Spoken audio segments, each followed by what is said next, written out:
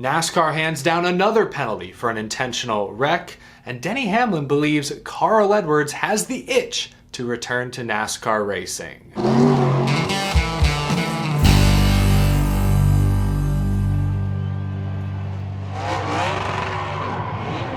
How's it going, y'all? My name is Eric. Welcome to Out of the Groove. Apologies for the late upload, but we've got lots of NASCAR news to get to. But first and foremost, I'd like to begin this episode by sending my deepest condolences to Jimmie Johnson, his wife, their entire family. I'm not going to get into the tragic details on this show, but if you've been on social media today, if you've read the news, you've likely heard exactly what happened. Really just want to wish Jimmie and, again, his family nothing but the best. As it pertains to racing, Legacy Motor Club did put out a statement today that Jimmie Johnson will not race at Chicago. Legacy Motor Club has elected to withdraw the number 84 Carvana Chevy from this weekend's NASCAR Cup Series event in Chicago. The Johnson family has asked for privacy at this time, and no further statements will be made. Tragic, unimaginable, very, very sad. It has been nice to see the outpouring of support from the NASCAR community on social media. Just wanted to say once again that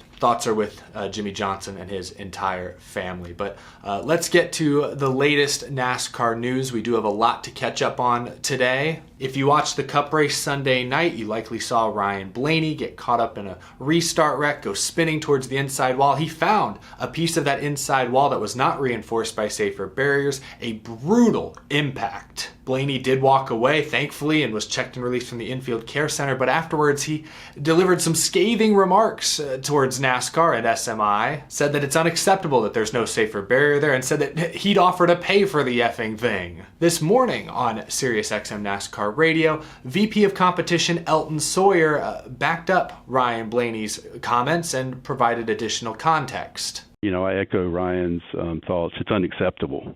I'll start there. Why it wasn't protected, I don't have a great answer for you.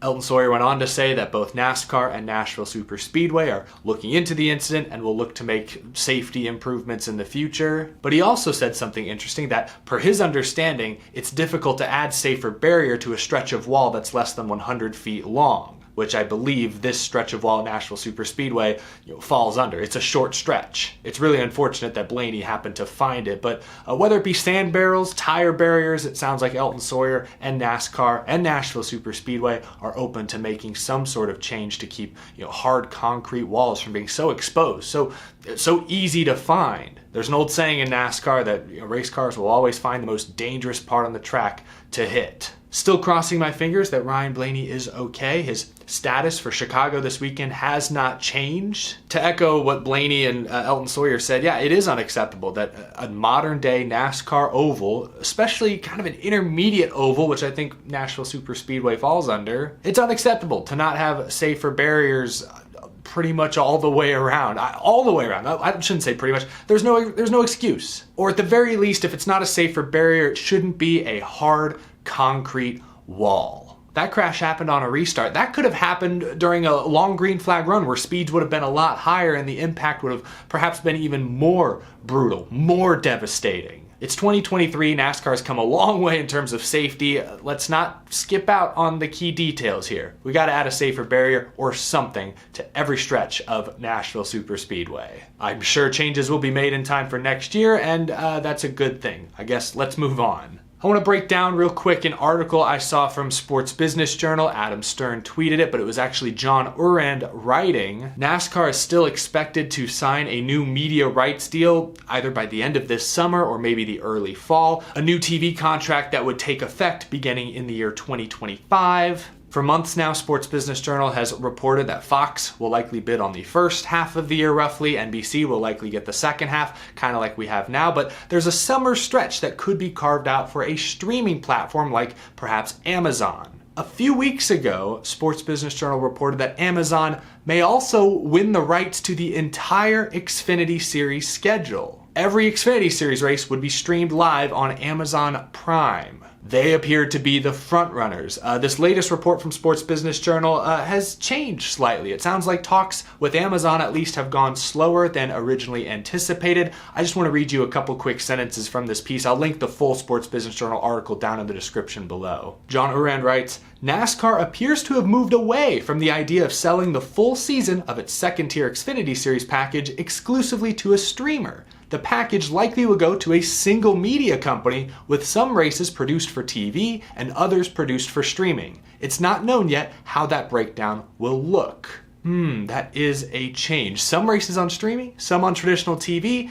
You look at NASCAR's existing partners, I think NBC is the only company who could fulfill both of those slots. They have big NBC, USA Network for traditional TV, and then they have Peacock, which has streamed live sports. They've streamed live NASCAR races in the past. I don't have any issue with NBC taking over the full Xfinity Series schedule. I think they do a very solid job with their broadcasts. I like their broadcast booth, their production for the most part. I'd be fine with that. What concerns me more are the actual platforms or channels that races will be shown on. NASCAR has to at least dip their toe into the streaming world in 2025. That's the primary way millions of Americans now consume their content, and I think that number is only going to grow. But if you want to stay on traditional TV, I guess all I ask is that you avoid cable at all costs. Or if races are going to be broadcast on cable, like USA Network, they be simulcast on Peacock, so that consumers like you and me sitting here at home, we don't have to pay for both cable and streaming. In my opinion, the point of streaming is so that I can get away from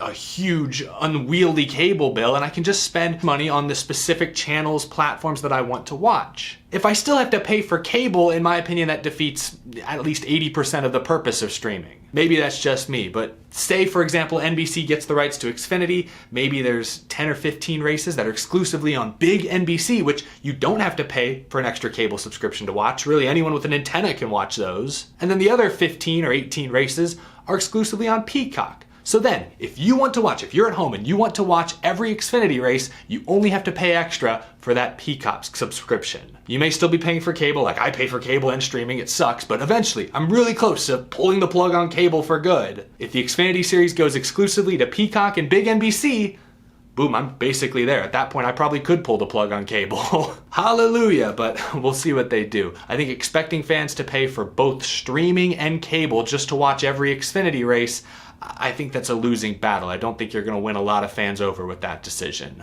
Pick one or the other. That's what I'd like to see. But let me know what you think down in the comment section below. I know everyone's viewing habits are very, very different. I told you there's lots to get to today. NASCAR has penalized yet another driver for intentionally wrecking someone. NASCAR Xfinity Series driver Sheldon Creed is the latest target. Here is the incident in question at Nashville this past weekend. Sheldon Creed, gets into Sammy Smith. They both end up crashing. At first glance, I'll be honest, I wasn't sure if that was on purpose because we saw numerous spins, crashes all race long. Often drivers on the inside, if someone drove in tight on their door, they got sideways, washed up, and caused a wreck. I thought at first glance that's probably just what happened here to Sheldon Creed. He just got loose because Sammy Smith was on his door, took his air away. The Xfinity Series cars this year aren't quite as skewed out as in years past. They don't have as much side force to lean on, so I figured, Sammy Smith just put Creed in a very sketchy situation, was an honest accident. NASCAR went back and listened to the tape, however, and found that no, Sheldon Creed pretty blatantly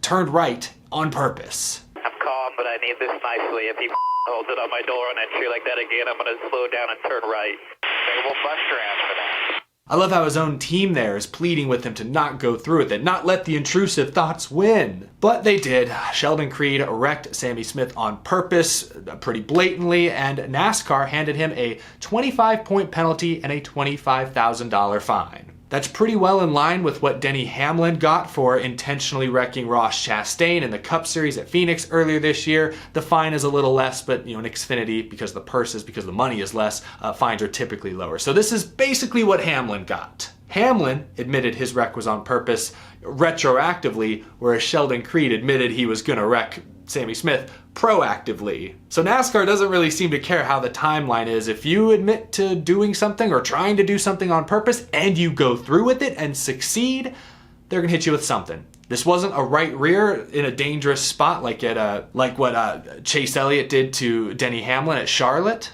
but it was still an avoidable crash, a premeditated crash incident. I have no problem with the penalty. I actually think NASCAR's being fairly consistent here, and it's tough because these are all judgment calls. I mean, we've heard Corey LaJoie admitted to trying to intentionally wreck, I think it was Kyle Busch at Martinsville earlier this year. The difference there was he failed. He hit Busch a little bit, but didn't wreck him, didn't really cause any damage. NASCAR's trying to be consistent this year. If you intentionally admit to trying to crash somebody and you actually succeed, they're going to hand you something. And depending on the severity of the crash, could be a suspension, could just be a points penalty, and a fine in the case here of Sheldon Creed. I don't really have an issue with the call. My issue is with Sheldon Creed. Well, what an idiot. I'm sorry, but your own team told you, hey, they're going to penalize you if you do what you just told us you're going to do. He did it anyways. And, I look at the points. Sheldon Creed, I think, is 9th in the Xfinity Series standings. He's going to make the playoffs more than likely this year. He's not really in danger of losing too many points. He did wreck himself out in this case, so ruined their day. Ruined his own race, I should say. But, I guess points aside, still, you're not in a position to just throw races away. Sheldon Creed has been outclassed by his teammate Austin Hill every single week this year. Austin Hill's got 3 wins, is a championship favorite. Sheldon Creed's been an afterthought. He's still winless. I'm sorry, but you can't throw your own race away because you're mad at somebody. And you certainly can't be caught on tape saying you're going to wreck somebody and then doing it.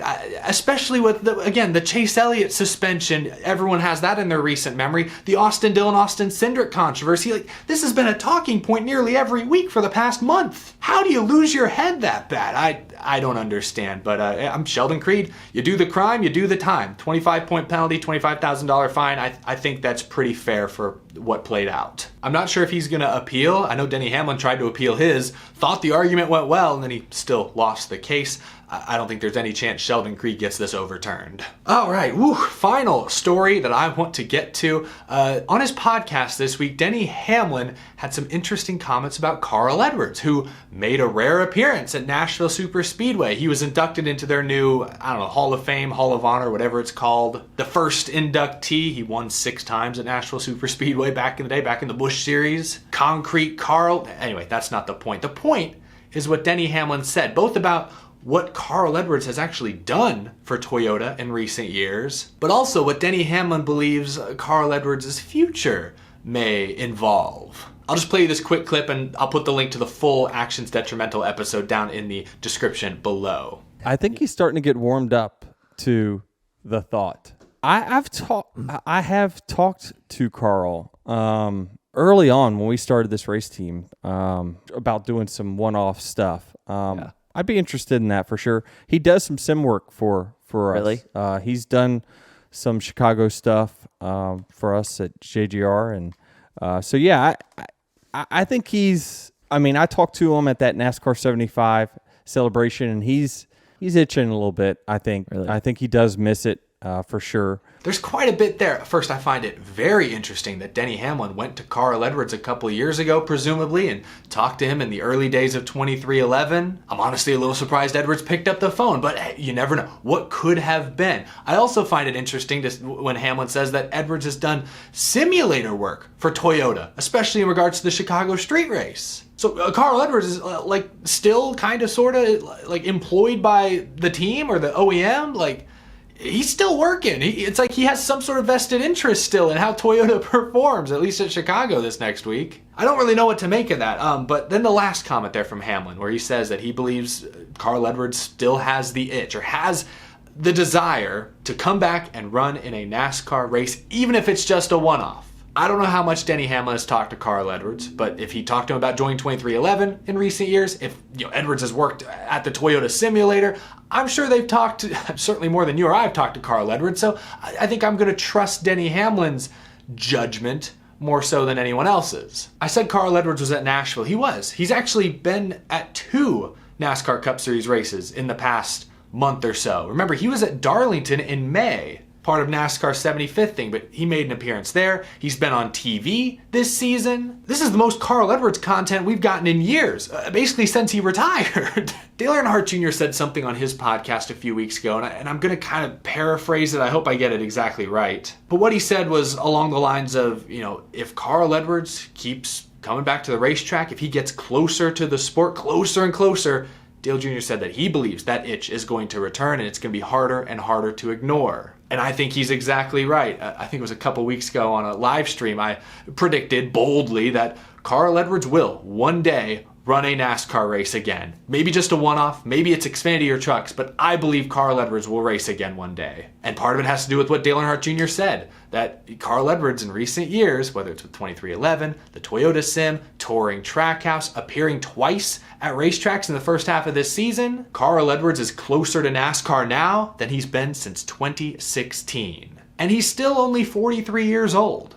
I do believe Carl Edwards will drive something again before it's all said and done. Only time will tell, though. Carl Edwards was asked the question at Nashville this weekend, have you considered a return, even for a one-off? And let me just go ahead and play you his response. I'm not planning on doing any driving. This is the tip of the spear. I mean, these guys are so good that I would be terribly slow. So I'd have to prep a lot. I've been paying attention. The hits are hard. They still are. It's one of the reasons I'm not racing is because, I'm aware of that. But I'll tell you this, if it creeps in and it's something we want to, go do, then I promise you, I'll give it 100%. I'll do the best I can. But right now, no, I'm not planning on anything. He's playing both sides there. I'm not looking to come back and race, but if I did, I would make sure to give it 100%. In the past, it's felt like a pipe dream that Carl Edwards could return, but now, right now, I think it's realistic. Let me know what you think down in the comment section below. Do you believe Carl Edwards will one day run a NASCAR race again? What series, what team, what type of track? Leave your predictions down in the comment section below. But that is gonna do it for this episode, y'all. Thank you so much for watching. If you enjoyed, please leave a like. If you're new to the channel and you love NASCAR, hit that subscribe button down below. And thank you to my Patreon supporters for your very generous support. I will see you again tomorrow. Got lots of things in the work heading into Chicago this weekend. I'll talk to y'all again really soon. Have a good one, y'all.